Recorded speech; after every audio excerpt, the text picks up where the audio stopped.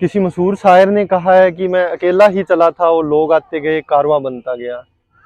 जैसे कि आप देख सकते हो, बुक इन हैंड कैंपेनिंग शुरू हुए 2 महीने हो गए और इसमें काफ़ी सारे लोग जुड़े हैं। बीएचसी के तहत ही हम एक नई पहल लेके आए हैं, बुकों की समीक्षा करना। और बुकों की समीक्षा की श्रेणी में हम पहली बुक लेके आए हैं, इतिहास की पुनर्व्याख्या। इसमें रोमिला थापर, सतीश चंद्र, हरिवंश मुखिया जैसे कई राइटरों के लेख छपे हुए हैं। अब हम जब इतिहास की बुक से शुरू कर रहे हैं तो सबसे पहले हम इतिहास पे थोड़ी चर्चा कर लेते हैं कि हमें आज हमारा जो इतिहास को देखने का नजरिया है वो पूरा रूढ़िवादी बना हुआ है। हमें उसको देखने और समझने के लिए जिस तरीके से इसकी पुनर्व्याख्या की गई है इतिहास इस बुक में, उसी तरीके से हमें जरूरी है कि हम अपने सोचने और पढ़ने के तरीके में भी थोड़ा पुनर्मूल्यांकन करें और देखें क्या कि हम सही तरीके से पढ़ रहे हैं, हम सही तरीके से सोच रहे हैं।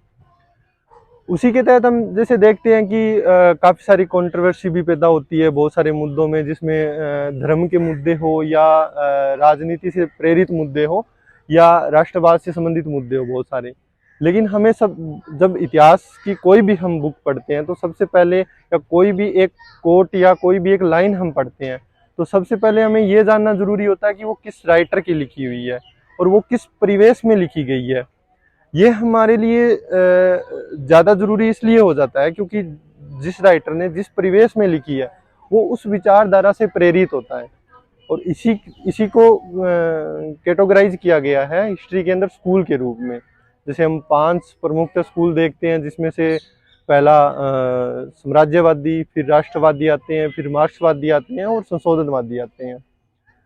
तो ये थोड़ा एक जटिल कॉन्सेप्ट है स्कूल का और सबका, और वो जो हिस्ट्री के स्टूडेंट होते हैं वही पढ़ते हैं। लेकिन मेरा मानना है कि ये उन सभी लोगों को जानना जरूरी है जो बहुत सारे कंट्रोवर्सी मुद्दों से या बहुत सारी चीज़ों से प्रेरित होते हैं, या उनको बुरा लगता है कि मंदिर बनना चाहिए, मस्जिद बनना चाहिए उन सभी से। तो मैं ये बोलना चाहूँगा कि जब हम इतिहास को पढ़ते हैं या समझते हैं तो उसमें सबसे एक इम्पोर्टेंट चीज़ हो जाती है, वो है कि जो हम बुक पढ़ रहे हैं वो कौन से हिस्टोरियन ग्रुप के द्वारा लिखी गई है। आपको मैं एक छोटी सी बात बताना चाहूँगा। जैसे अगर हमारे मिडाइवल हिस्ट्री में जो चीज़ लिखी गई है, जिस प्रकार से हरिवंश मुखिया जी बताते हैं, इस बुक में बताया गया है कि जिस प्रकार से जो राइटर आज़ादी से पहले जिन्होंने अपना इतिहास लेखन किया है, तो उन्होंने क्या किया है कि प्राचीन हिस्ट्री को बहुत ज़्यादा गौरव गान किया है। या हम देखेंगे कि उन्होंने शिवाजी या महाराणा प्रताप का बहुत ज़्यादा गौरव गान किया है। उसके पीछे एक छोटा सा कारण था, क्योंकि जो हिस्टोरियन थे वो कहीं ना कहीं ब्रिटिश द्वारा संचालित उन संस्थाओं से जुड़े हुए थे जिनसे उनका रोजी रोटी चलता था। तो आप देखोगे कि अगर वो लोग अगर ब्रिटिश परंपरा के विरुद्ध जिन लोगों ने जैसे 1857 की क्रांति हो गई या उस जैसे राष्ट्रवादी आंदोलन हो गए, उनमें अगर बढ़ चढ़ के भाग लिया, अपने जीवन का ही बलिदान कर दिया, उन लोगों का उतना प्रचार प्रसार नहीं किया। और हमें अच्छे से पता है, जिस जैसे इस बुक में कोट किया गया है एक चीज, कि जो राष्ट्रवादी और जो धर्मनिरपेक्षता दोनों कॉन्सेप्ट है ना, वो आधुनिक काल के हैं। तो हम बहुत पहले जाएंगे तो उस टाइम न हमें राष्ट्रवादिता दिखेगी, न धर्म के प्रति उतनी चीजें दिखेगी। जैसे आप मार्क्सवादी हिस्टोरियन को पढ़ोगे तो उसमें आपको एक चीज देखने को मिलेगी कि वो जितने भी संबंध है ना, वो आर्थिक रूप से बनाए हुए संबंधों को दर्शाते हैं। उसमें एक विशेष चीज ये हो जाती है कि जब आप साम्राज्यवादियों ने जैसे हमारे इतिहास को तोड़ने की कोशिश की, तो जैसे ही हम मार्क्सवादी दृष्टिकोण से इतिहास का अध्ययन करते हैं तो वो उसको आर पार कर देता है। जिस बैरियर को उन्होंने संप्रदायवादी विचारधारा से इतिहास को पढ़ा, वो आर्थिक संबंध उसको पार कर जाते हैं।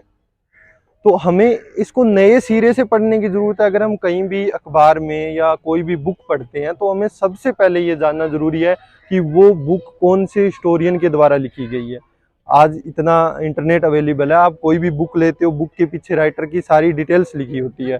तो आप इंटरनेट पे जाएं, उसको और डिटेल्स को एनालिसिस करें और आप देखें कि ये किसके द्वारा लिखी गई है। तो आपको बखूबी एक बहुत अच्छा विश्लेषण आपको देखने का मिलेगा। और अगर आप बुक पढ़ना चाहते हैं तो इतिहास की पुनर्व्याख्या, इसमें काफ़ी कुछ आपको ये सब पढ़ने को मिलेगा जो आपके विचारों को, आपके सोचने समझने की शक्ति में थोड़ा और विश्लेषणात्मक तत्व पैदा करेगा। इसी के साथ जय हिंद। अगली सीरीज में हम फिर मिलेंगे अगले संडे को।